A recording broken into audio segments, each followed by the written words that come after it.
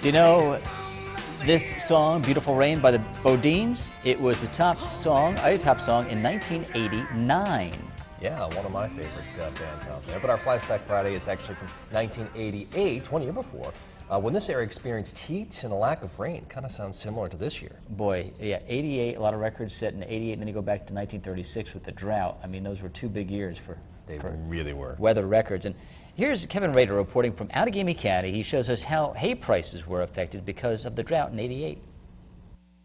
Rain is the hot commodity in northeast Wisconsin this year, but unfortunately, rain can't be bought. Hay, feed for the dairy cattle, can be. And the price is soaring. Even low-grade hay, like what we see here all around me, is going anywhere from $80 to $90 a ton. It's a busy time of year for Ken Durant. He buys and then sells his hay year-round.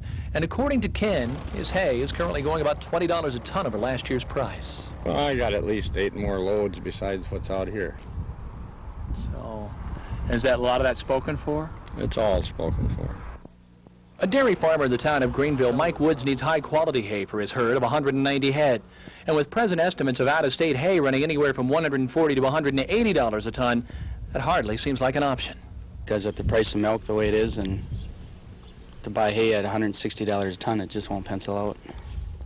Walking through the 140 acres of Mike's second planting, you could hear the disappointment in his voice.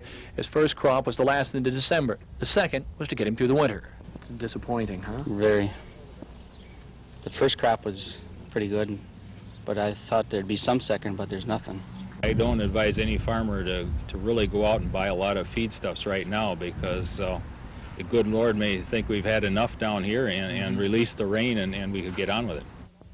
The ASCS offices and also Ag Extension are hoping to have a list of hay available in a 20-state area by the end of this week. It's not rain, but it'll do. In Allegheny County, Kevin Rader, News Center 11.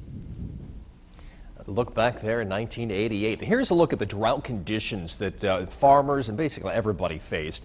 In May, nearly a completely dry month. 0.06 of an inch of rainfall. That was 3 inches, actually over that, below normal. So we started off the growing season an extremely dry note, and June wasn't much better.